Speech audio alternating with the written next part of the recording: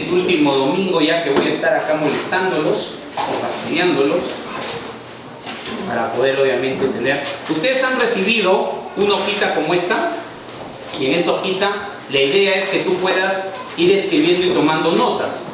¿Para qué es bueno que usted pueda llevar esto? Para que usted pueda tranquilamente poder identificar realmente todo lo que estamos hablando. Usted lo pueda repasar en casa, lo pueda leer 2, 3, 4, 5 veces, y de repente ya en un estudio personal, si hay cosas que usted de repente el Señor le habla, excelente. Si no, no hay ningún problema. Usted puede ir escribiendo algunas ideas principales, pero ahí usted en el PowerPoint, en el PPT, va a estar usted mirando, y de acuerdo a eso usted va a ir anotando las cosas. La semana pasada, que algunos estuvieron por aquí, estuvimos hablando acerca de lo que realmente es el caminar con el Señor. Habíamos hablado obviamente acerca de lo que significa las ovejas y los cabritos. Usted recuerda que estuvimos hablando de las ovejas y los cabritos, y hablábamos del reino de los cielos. Para los que no estuvieron la semana pasada, bueno, yo trabajo mucho en lo que es movilización en el tema misionero. Trabajamos yendo de un lado para otro. Me recuerdan mucho las iglesias que estamos aquí, las iglesias pequeñitas. Por ejemplo, tenemos gente de Venezuela, tenemos gente de repente ¿de dónde? De Irlanda del Norte, tu mamita que también es de Irlanda, gente de Huánuco, que es de otra provincia, a pesar de que estamos en Moquegua, gente de Lima, y si nos damos cuenta, somos un conjunto de foráneos, gente foránea, salvo los que son de Moquegua, ¿no? Pero somos gente foránea, y una de las cosas que yo decía la semana pasada es que nosotros como creyentes tenemos que ir entendiendo que somos peregrinos. La mentalidad de peregrino es algo que no se tiene que ir en nuestra cabeza, pero hay algo que está ocurriendo. Yo hace poco, creo el día 10 o el día 12 que estamos por aquí, siempre soy muy observador. He visto que hay un colegio muy cercano por acá, por el lado de acá atrás he visto que hay unos condominios nuevos que están haciendo, y yo me pongo a pensar cuántos de ellos pueden cantar lo que hace un rato estábamos cantando nosotros, ¿no? Sublime gracia, porque la gracia nos salvó. ¿Cuántos de nosotros podemos decir que ellos están cantando Él nos transformó o Dios nos cambió? ¿Cuántos realmente podemos ir pensando que la gente que vive alrededor puede ir diciendo realmente el Dios que nosotros tenemos es un Dios bueno? Yo soy un convencido de que la iglesia, cuando la iglesia se establece, la potencia de la iglesia no son los instrumentos, la potencia de la iglesia no es el lugar, la potencia de la iglesia son sus miembros. Eso es lo que yo creo. No importa cuántas cosas tengas, no importa cuántas sillas o cuánto espacio, si tienes aire o no tienes aire acondicionado, el asunto es que la potencia de la iglesia es la reunión de los santos. Eso lo tengo muy claro. Y es interesante cuando tú vas visitando diferentes iglesias, te vas dando cuenta que hay diferentes énfasis, pero no el énfasis que Dios quiere. Permítanme un poquito ponerles un pequeño ejemplo. Hace algún tiempo atrás me invitaron a predicar a una iglesia de estas iglesias que quedan en la parte de arriba del norte, donde prácticamente el cristianismo está bastante secularizado. Hicieron contacto conmigo y me dijeron: pastor, nosotros lo hemos escuchado predicar, nos gustaría que usted presente tres temas. Por favor, propónganos ustedes. Era una iglesia libre, entonces yo les propuse 3 temas. Entre los temas que les propuse fue la iglesia frente a la homosexualidad, la iglesia y las riquezas injustas, y la iglesia como cuerpo y no como templo. Fueron los 3 temas que yo planteé. Y obviamente ellos iban a tener su reunión de ancianos, de consistorio, y yo tengo siempre que hacer mi agenda para ver si es que viajo o no viajo, y les escribí, les dije: bueno, quiero saber si es que van a ustedes poder contar o quieren que ustedes contar con el ministerio que Dios me ha dado.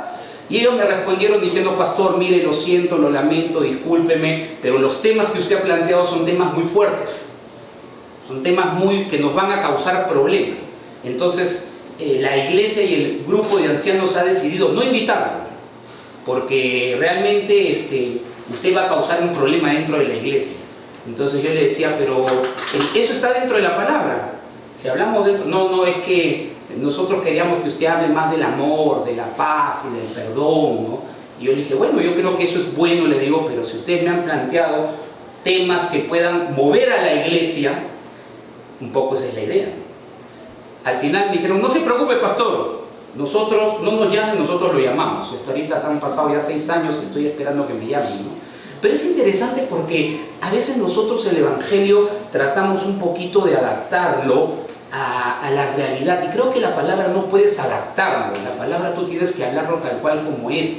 Ahora, esto está pasando a nivel de toda Latinoamérica. Yo quiero que un momento abras tu Biblia en el Evangelio cuando estaba iniciando en la iglesia, Hechos de los Apóstoles, capítulo 1, versículo 8. Y esto es muy interesante. Hechos de los Apóstoles, capítulo 1, versículo 8. Si tú tienes tu Biblia ahí a la mano, abre tu Biblia, no hay ningún problema. Si no tienes tu Biblia, prende tu Biblia, porque sé que también ustedes lo tienen por ahí. Pero Hechos 1:8 es el inicio de la iglesia y Jesús está diciendo esto. Hechos 1:8 dice, pero recibiréis poder cuando haya venido sobre vosotros el Espíritu Santo y me seréis testigos en Jerusalén, en toda Judea, en Samaria y hasta lo último de la tierra. Señor, pedimos que ese poder pueda manifestarse esta mañana. Que sea tu palabra la que nos instruya. Nunca permitas que sea la voz del hombre, sino que sea tu palabra la que nos pueda mover los cimientos, nos pueda mover el entendimiento y saber por qué estamos aquí, en este momento, en este lugar. ¿Para qué nos pusiste como candeleros en medio, Señor, de un lugar donde, mi Dios, hay personas que no conocen de tu amor? Gracias, Padre, Señor, en tus manos nos ponemos, en el nombre de Jesús. Amén. Cuando yo leo este texto, ojo, Jesús el quien lo dice, Él está próximo a ascender, próximo a irse, y Él dice, y recibiréis poder. Y la palabra aquí poder significa dinamita. Ahora, la palabra poder aquí significa dunamis, y en la Biblia, en el Nuevo Testamento, aparece 120 veces aproximadamente. Ahora, la palabra poder supuestamente suena muy bonito, ¿no? Porque uno dice, ¿quién no quisiera tener poder, no? Y a veces las iglesias del siglo XXI han cambiado esta frase poder como poder para tirar gente al suelo, ladrillo del espíritu, vómito santo, y todas esas rarezas que a veces uno va encontrando en la iglesia y va diciendo, ¿ese es el poder que supuestamente Dios quería que tengamos los cristianos? Supuestamente. Pero cuando tú sigues leyendo y ves el hilo de pensamiento, dice que recibiréis poder, recibiréis dinamita. Quiero que cambies un momento eso que dice, y recibiréis dinamita. Te hago una pregunta, ¿para qué sirve la dinamita? Están en un lugar donde utilizan supuestamente la minería, ¿no? Yo salía al día de ayer y decía, creo que es departamento del cobre. Departamento del cobre. Me imagino que utilizan la dinamita para abrir. ¿Para qué? ¿Para qué la dinamita? Para hacer volar las cosas. Algo que supuestamente encuentras un obstáculo y lo revientas y lo rompes. Viene la pregunta. Si Dios supuestamente nos dio el poder, la dinamita, y si tú sigues leyendo, dice que cuando haya venido el Espíritu Santo, yo dije la semana pasada, a mí me han dicho que acá los creyentes que vienen aquí son creyentes de años. No es creyente de 1 año, de 2 años, o hay un nuevo convertido de hace 1 añito.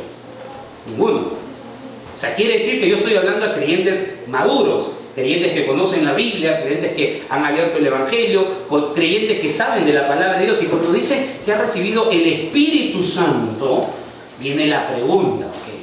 ¿Ha recibido el Espíritu Santo? Y con esto no me estoy volviendo pentecostal, por si acaso. Cuando estoy hablando que ha recibido es todo creyente que en un momento tuvo un encuentro con Jesús, recibió el Espíritu Santo. Acá ninguno puede decirme, no, pastor, si no has recibido el Espíritu Santo te has equivocado de congregación, ¿no? Pero es interesante cuando tú sigues leyendo y dices, ¿para qué supuestamente Dios me dio ese poder?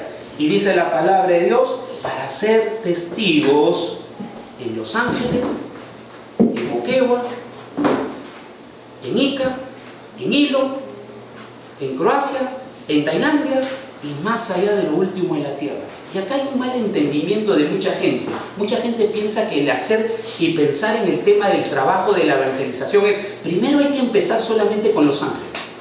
Y una vez que todos Los Ángeles se conviertan, vamos de repente recién a Moquegua. Y no es así. La palabra me enseña que mientras que voy trabajando aquí, paralelamente voy trabajando en todos los lugares. Y eso es algo que nosotros tenemos que ir entendiendo. Por eso es que la mentalidad de peregrino. Cuando tú empiezas a pensar en la mentalidad de peregrino, es interesante que tú tienes que pensar por qué Dios te escogió a ti. ¿Cuál es la razón, el motivo? Yo lo decía la semana pasada. Ahora, dentro de la Biblia hay uno de los personajes muy interesantes, que es muy bueno estudiarlo, y me refiero a este personaje Saulo de Tarso, uno de los misioneros más grandes dentro del Nuevo Testamento, ¿no? Uno de los grandes misioneros de la época. Y a mi gusto, a mi forma de ver la historia de Saulo de Tarso, es una historia un poco rara, un poco extraña, porque cuando empieza Saulo de Tarso, que empieza como uno de los grandes fundadores de iglesia de la época, él empieza matando cristianos. Él empieza trabajando y matando y asesinando cristianos. Y a mí un poquito me hace, yo les comenté la semana pasada que yo viajo bastante a Medio Oriente por el tema de movilización de jóvenes, y yo, lo que voy a decir de repente va a sonar extraño, pero yo admiro mucho a los musulmanes. Te voy a decir por qué. Porque el musulmán radical es capaz de ponerse 1 kilo de bomba, tirarse en contra de algo o alguien que no va de acuerdo a su fe y matar un montón de gente en nombre de un Dios falso. Cuando tú vas a Medio Oriente, tú ves las mezquitas llenas de papás llevando a sus hijos pequeños de la mano a que puedan adorar a Alá. Y entonces tú empiezas a hacer el contraste entre el cristianismo de aquí y el cristianismo en otros lugares. Y te pones a pensar y decir, bueno, ¿qué cosa está pasando? ¿No supuestamente tú habías recibido la dinamita? ¿No supuestamente el mundo debería estar de cabeza porque los cristianos estamos haciendo cosas radicales o especiales? Mucha gente me pregunta, pastor, ¿por qué hay tanta corrupción en nuestros países de Latinoamérica? La respuesta es muy sencilla, por culpa de nosotros los cristianos. Porque tú no le puedes pedir a los impíos, gente que no conoce al Señor, que actúe correctamente. Tú no le puedes pedir supuestamente a gente que no conoce la justicia de Dios que haga leyes justas. No puede. Entonces viene mi pregunta. ¿Por qué supuestamente, y permítanme hablar de Perú, la última estadística votó que en Perú somos el 15 o 16% de creyentes? Ya somos una mayoría más o menos aceptable, los políticos ya lo saben, por eso es que se meten con nosotros. Entonces viene la pregunta, ¿por qué nuestro país sigue teniendo tanta corrupción? ¿Por qué países como Venezuela, que hace un rato estaba hablando, también tiene problemas de corrupción? ¿Por qué Honduras? ¿Por qué de repente Colombia? ¿Por qué Chile tiene problemas de corrupción? Si supuestamente en Latinoamérica viene creciendo la palabra de Dios. ¿Saben? Por eso es muy bueno mirar la vida de Saulo de Tarso. Abra su Biblia en Hechos capítulo 9, voltee un poquito las páginas para poder ir entendiendo. Y yo soy un convencido de que cuando uno lee la palabra de Dios, uno empieza a entender muchas cosas. Mira lo que dice Hechos capítulo 9, versículo 1 en adelante. Dice, Saulo, respirando aún amenazas y muerte contra los discípulos del Señor, vino al sumo sacerdote y le pidió cartas para la sinagoga de Damasco, a fin de que si hallase algún hombre o mujer de este camino, los trajere presos a Jerusalén. Mas yendo por el camino, aconteció que al llegar cerca de Damasco, repentinamente le rodeó un resplandor de luz del cielo, y cayendo en tierra, oyó una voz que le decía, Saulo, Saulo, ¿por qué me persigues? Él dijo, ¿quién eres, Señor? Y le dijo, yo soy Jesús a quien tú persigues. Dura cosa te es dar coces contra el aguijón. Y es interesante cuando tú lees y a primera vista y a primera impresión, cuando tú lees el texto, uno pensaría que Saulo de Tarso era un tipo ultrapagano, súper inculto, asesino, despiadado. Pero cuando tú lees la vida de Saulo de Tarso y empiezas a investigar quién era Saulo de Tarso no era un tipo ultrapagano, un tipo ultramalo, degenerado. No. Yo creo que Saulo de Tarso era una persona que realmente sabía lo que estaba haciendo. Mira, quiero que entiendas que Saulo de Tarso tenía 2 nacionalidades. tenía la nacionalidad romana y la nacionalidad judía. No solamente eso, sino que Saulo de Tarso se había dedicado a leer todos los libros que te hablan de Dios, libros obviamente sagrados para el fariseo de la época, que te estoy hablando del Torá, del Ishram, del Mishnah, que son textos obviamente judaicos. Saulo de Tarso no solamente estaba leyendo obviamente las escrituras o estaba tratando de entender a este Dios, sino que también Saulo de Tarso era un celoso del Antiguo Testamento y de las tradiciones judaicas.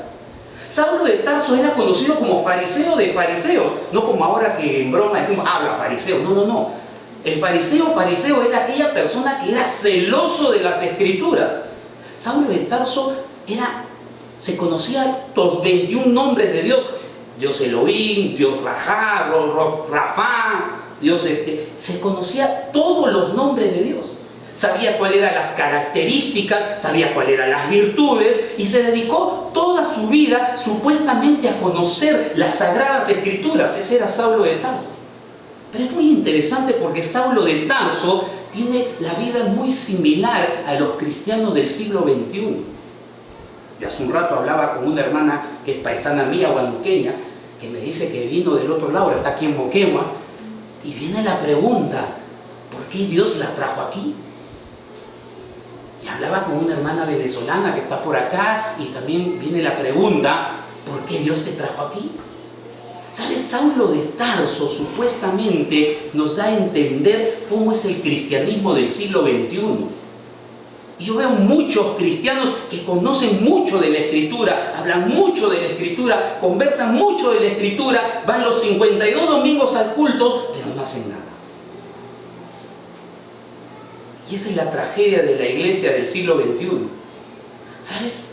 Saulo de Tarso, y yo soy un convencido que el Espíritu Santo permitió escribir estos 2 primeros versículos para hacernos entender cómo somos nosotros. Saulo de Tarso dice que pidió cartas a la sinagoga para ir a matar. Mira el versículo 2, dice que él iba a buscar a los hombres del camino. No eran llamados, dice que él no iba a matar cristianos, él iba a matar a gente del camino, gente que supuestamente estaba pervirtiendo la palabra de Dios. Bajo el entendimiento de Saulo de Tarso, lo que él estaba haciendo era correcto. Bajo la óptica de Saulo de Tarso, lo que él estaba haciendo era real. ¿Sabes? Saulo de Tarso, en su entendimiento y su comprensión, lo que él estaba diciendo, la forma de agradar a Dios era matando cristianos o los del camino. Esto es muy interesante porque en las iglesias del siglo XXI pasa también exactamente lo mismo.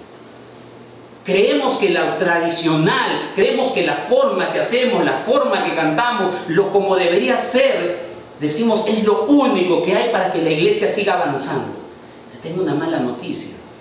La mala noticia que te tengo es que tú no necesitas poner las filas de sillas así para decir que tienes un buen servicio al Señor. Tú no necesitas micros, ni siquiera necesitas paredes para decir aquí está la iglesia del Señor. Necesitas gente con un corazón dispuesto para poder alabar y cantar al Señor. Y sabes, Saulo de Tarso, dentro de su entendimiento, pensó que matando cristianos iba a poder agradar a Dios. ¿Sabes? Déjame decirte algo y que tú puedas pensar. Saulo de Tarso, un hombre religioso, un hombre que auténticamente estaba buscando a Dios, porque yo no creo que Saulo de Tarso no quería encontrar a Dios, sí quería encontrar a Dios, y auténticamente él estaba tratando de buscar a Dios. Pero también auténticamente yo tengo que ir entendiendo que este tema de la religiosidad se está metiendo o se está encalleciendo dentro de nuestras vidas. Yo mencionaba la semana pasada, yo he venido de vacaciones y yo le doy gracias a Dios porque me da la oportunidad de entrar al púlpito. Y yo pude haber dicho, bueno, ¿sabes qué, Diego? Gracias, lindo, qué bonito que sigas tú trabajando, pero algo que yo hablaba con Diego, le decía, ¿sabes? Dios te da el privilegio de poder hablar de las buenas obras de Dios. La palabra de Dios me enseña que yo tengo que predicar a tiempo y fuera de tiempo. Y cuando la palabra de Dios me dice que tengo que predicar a tiempo y fuera de tiempo, ojo, no me está hablando solamente con los labios, me está hablando con mis acciones, con mi forma de ser. con mi forma de tratar a mi esposa, con mi forma de tratar a mis hijos, con mi forma de que la comunidad cómo me ve. Porque ¿sabes qué? El tema de la religión se ha encallecido tanto en nuestra vida que pensamos que cuando abrimos la Biblia, oramos un rato y simplemente eso se queda en un tiempo íntimo con Dios y no lo practicas, es más que suficiente. Y eso no es así. ¿Sabes? Uno de los grandes misioneros, una de las grandes figuras del Evangelio se presenta aquí honestamente pensando que lo que estaba haciendo estaba bien. Y viene la pregunta: ¿usted está haciendo las cosas bien? ¿Yo estoy haciendo las cosas bien? ¿O simplemente he caído en la vida de Saulo de Tarso, que mi forma o mi estilo religioso me lleva a creer que lo que estoy haciendo está bien? Mira el versículo 3. El versículo 3 dice: mas yendo por el camino, aconteció que al llegar cerca de Damasco, repentinamente le rodeó un resplandor de luz del cielo. Y cayendo a tierra, oyó una voz que le decía: Saulo, Saulo, ¿por qué me persigues? Y esto es muy interesante porque acá dice que yendo en el camino, y acá los teólogos se rompen la cabeza si era en un caballo, si era en un camello, si era un burro, una yegua. Mira, no interesa en qué cosa estaba yendo Saulo de Tarso rumbo a Damasco, eso que se peleen los teólogos. El asunto es que Saulo de Tarso dice que vio una gran luz y esta luz va y el caballo, el burro, lo que sea, lo bota, dice, al piso. Y Saulo de Tarso tiene que tener un encuentro con Jesús. Y acá viene el punto crucial de todo creyente. El punto crucial de todo creyente es haber tenido un encuentro con Jesús. Saulo de Tarso, supuestamente que caminaba con el Señor, que supuestamente conocía la Escritura, que supuestamente había tenido el conocimiento del Torá y el Israel y los 21 nombres de Dios, tiene que tener un encuentro con Jesús. ¿Saben? Conozco creyentes de años que van a la iglesia y nunca han tenido un encuentro con Jesús. Jamás. Porque cuando leemos Hechos 1.8, usted recuerda que Hechos 1.8 decía que recibirán poder cuando el Espíritu Santo haya venido. Ese encuentro con Jesús es el Espíritu Santo que Dios agarra y te viene, bíblicamente viene directamente contigo y te hace una persona renacida. No lo entiendes al principio, no lo comprendes, pero cuando tienes años en la fe cristiana, empiezas a entender que tu vida tiene que ser controlada por la potencia del Espíritu Santo. Y que tu naturaleza pelea y golpea, y tu naturaleza supuestamente quiere sublevarse, pero el Espíritu Santo está ahí. Yo decía la semana pasada, no me entra en mi cabeza cuando tú te das cuenta que estás fallando y dices, no hay problema, voy a seguir fallando, no importa, total, todos somos imperfectos. Viene la pregunta, entonces, ¿qué está haciendo el Espíritu Santo en tu vida? ¿Sabes? Cuando yo empiezo a leer la vida de Saulo de Tarso, para mí es un consuelo, porque me da a entender que muchos de nosotros podemos caer en la vida religiosa. Muchos de nosotros podemos caer en una forma y pensar que lo que estamos haciendo es correcto. ¿Sabes? Lo que está faltando dentro de nuestras iglesias no es un cristianismo ritualista, donde cantamos, donde alabamos, donde diezmamos y sabemos el formato, sino está faltando un cristianismo radical. El cristianismo radical, como hablaba de los musulmanes, te lleva a tener convicciones. El cristianismo radical te lleva a hacer cosas. El cristianismo radical no te lleva a que solamente los 52 domingos te sientes aquí, escuches y digas, qué lindo el mensaje, qué lindo a la vez, y después nos vemos el siguiente domingo. ¿Sabes? Hemos cerrado la iglesia a estudios bíblicos, hemos cerrado la iglesia hacia grupos pequeños, pero tenemos que darnos cuenta que eso no es la iglesia. Dice la palabra de Dios que nosotros somos la sal y la luz. Y si somos la sal y la luz, ¿de qué sirve la sal dentro del salero? ¿Sirve para algo?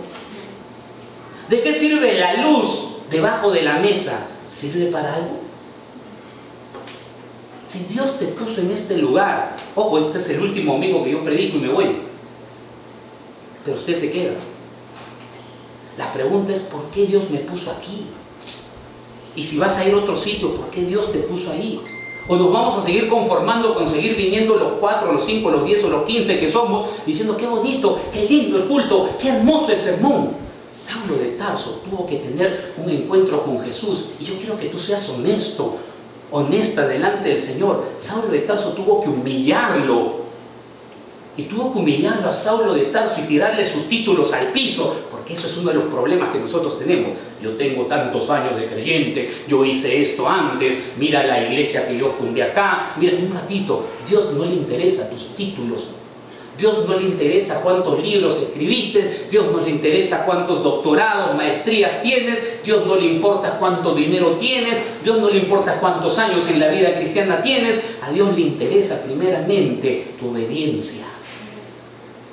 Y sabes, Dios tiene que tirarlo a Saulo de Tarso y tiene que humillarlo para agarrar y decirle, Saulo, Saulo, ¿por qué me persigues? Y quizás esa es la pregunta que tú tendrías que responderte. ¿Por qué le persigues a Dios? Y tú dirás, pero Señor, yo no te he estado persiguiendo. Yo no he estado haciendo nada. Y a veces con nuestras acciones y con nuestra forma de ser, estamos persiguiendo y estamos matando el testimonio a la gente que no conoce al Señor. ¿Sabe? La vida cristiana en el siglo XXI se ha devaluado cada vez más. Al punto que la gente dice, esa es otra congregación más, otra iglesia más, una de esas tantas más que se abren. Y claro, podríamos pensar en que el avance de la iglesia del Señor viene avanzando porque abrimos más locales. Y creo que no es así. ¿Sabes? El versículo 5 es muy interesante. El versículo 5 dice, y él dijo, ¿quién eres, Señor? Y este ¿quién eres, Señor? No me sorprende la pregunta. Dice que en el versículo 4 le dice, Saulo, Saulo, ¿por qué me persigues? Y la respuesta lógica de Saulo de Tarso debería ser, Señor, lo que pasa es que he pedido cartas a la sinagoga para ir a matar a esos impíos miserables del camino para que nadie pervierta tu palabra. Supuestamente eso debería haber sido el hilo de pensamiento. Pero él hace una pregunta, a mi parecer, rara. Dice, ¿quién eres, Señor? ¿Cómo que quién eres, Señor? No me sorprende la pregunta, me sorprende quién la pregunta. Porque Saulo de Tarso, ¿se acuerda quién era Saulo de Tarso? Saulo de Tarso, judío de judíos o fariseo de fariseos, tenía doble nacionalidad, tenía títulos, era un hombre reconocido dentro del contexto judaico, había pedido cartas para matar a los cristianos, sabía la Torá, el Islam, sabía supuestamente los nombres de Dios, era un conocedor de la pregunta del Señor, y él pregunta, ¿quién eres, Señor? Entonces, ¿qué se estuvo dedicando Saulo de Tarso durante 20 años de su vida? Nuevamente lo repito. ¿Sabes a qué se estuvo dedicando Saulo de Tarso durante 20 años de su vida? A la religión.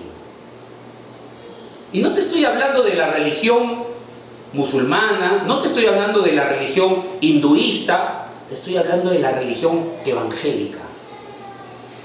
Porque te guste o no te guste la idea, hay momentos en que también nuestra religión evangélica nos lleva a hacer los ritos que supuestamente nosotros tenemos que hacer. Saulo de Tarso tuvo que tener un encuentro con Jesús para que Saulo de Tarso pueda ir comprendiendo realmente quién era su Dios. ¿Sabes? Yo me voy y el problema se lo dejo a ustedes. Yo seguiré ministrando donde el Señor me ha llevado. Pero ¿por qué naciste en un hogar cristiano? ¿Por qué tienes tantos años de creyente? ¿Por qué supuestamente Dios te trajo de tan lejos aquí? Y son preguntas que yo no te las puedo responder. Pero en la intimidad con Dios y con mucha humildad tendrás que decirle al Señor, Señor, ¿qué estoy haciendo yo aquí? ¿Por qué me trajiste aquí? ¿Para qué estoy aquí? ¿Sabes? Cuando tú sigues leyendo la vida de Saulo de Tarso, mira, le dice, ¿quién eres, Señor? Y Dios le dice, yo soy Jesús a quien tú persigues.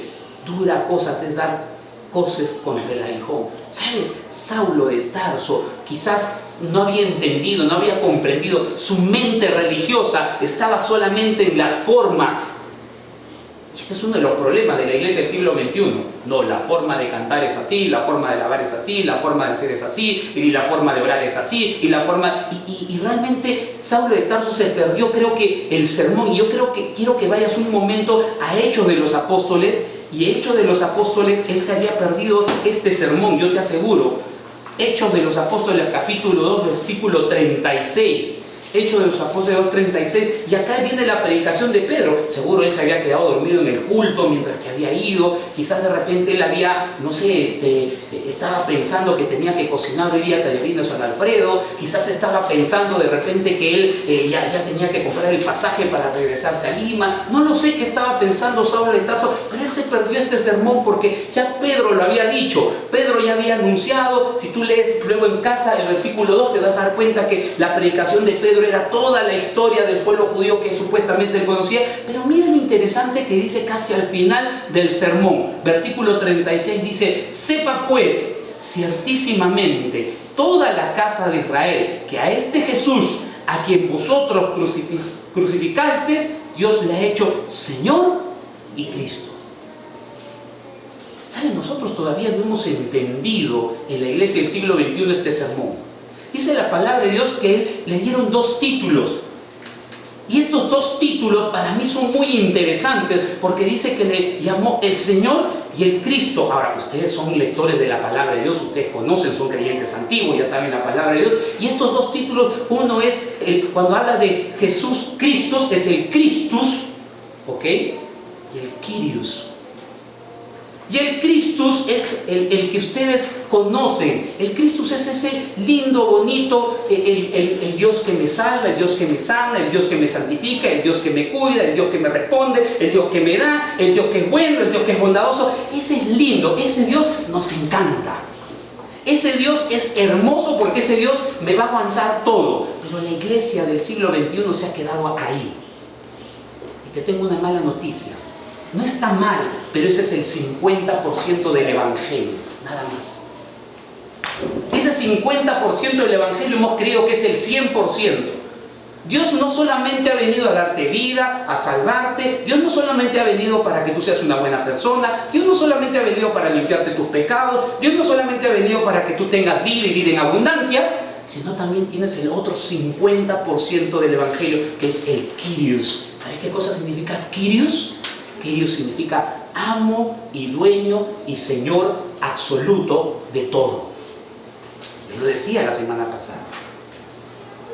Todo lo que tú tienes, no tienes nada, porque todo le pertenece a Dios. Si tú eres un creyente redimido, un creyente que conoce la Escritura, un creyente que realmente sabe, tú no te vas a quedar con el 50%, y eso es lo que está pasando con nuestras iglesias.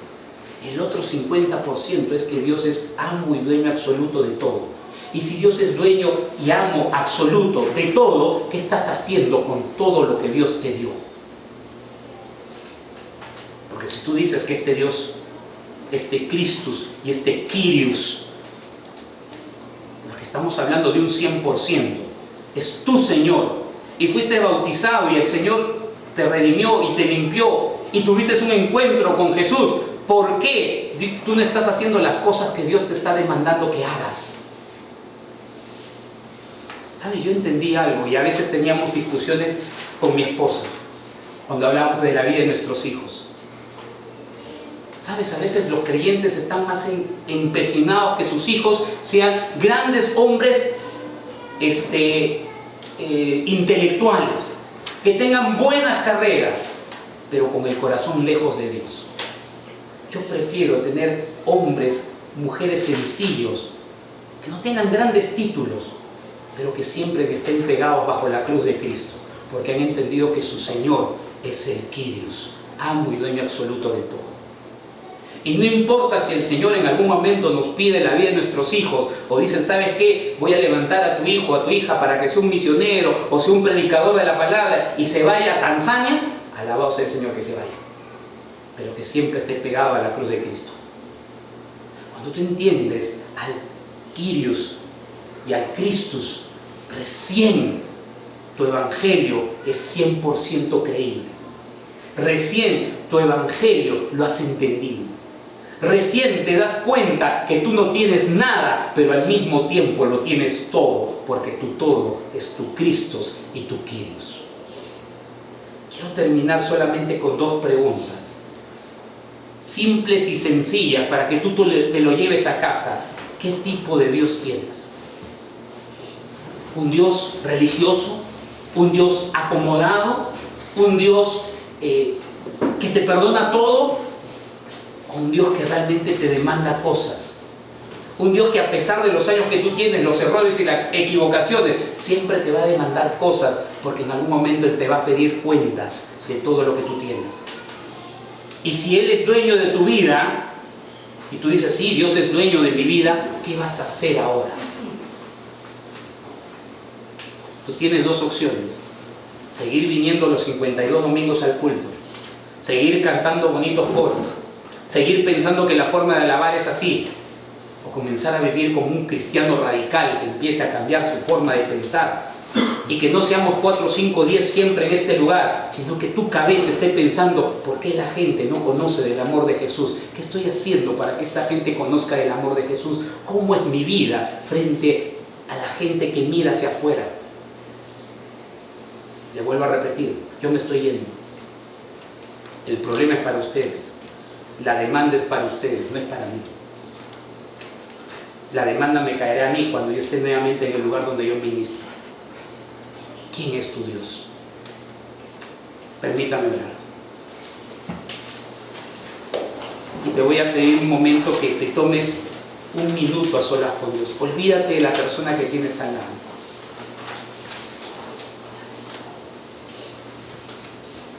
Piensa y haz una evaluación hasta aquí.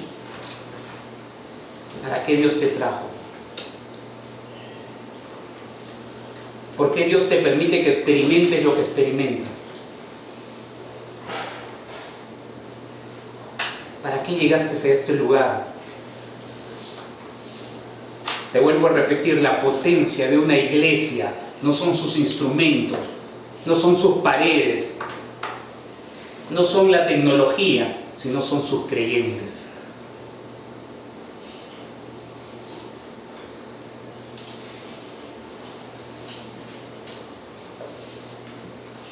Señor, tú nos conoces. Y cuando vemos la vida de Saulo de Tarso, quizás nos podemos identificar todos de que muchas veces hemos sido personas religiosas. Y quizás hemos querido defender cosas de formas, pero dice tu palabra que tú vas a dar poder, y que los que hemos tenido un encuentro con Jesús recibiremos ese poder para anunciar las buenas virtudes, las buenas obras. Señor, nunca permitas que tu iglesia pierda la idea de ser una iglesia peregrina, y que entendamos que somos seres pasantes, y así como tú eres el Christus que salva, sana, santifica, viene otra vez, el Dios bueno, omnipotente, el Dios que nos limpia de nuestros pecados, también entendamos que tú eres el Kyrios, amo y dueño, Señor absoluto de todo, que nos vas a pedir cuentas y nos vas a preguntar qué hemos hecho con esos títulos que no lo hemos obtenido nosotros, que tú nos los has dado. Gracias, Señor. Bendice a esta tu iglesia, y que sea tu iglesia esparcida y que pueda hablar de las buenas nuevas a tantos lugares y a tantos corazones que no saben que hay un Dios que realmente los ama y que quiere darle un rumbo en su vida. Gracias por el privilegio que me das de predicar tu palabra. Bendice, Señor, a mis hermanos, y que mis hermanos se queden con lo que necesitan. Con lo que no necesitan, que lo desechen. En el nombre de Jesucristo. Amén.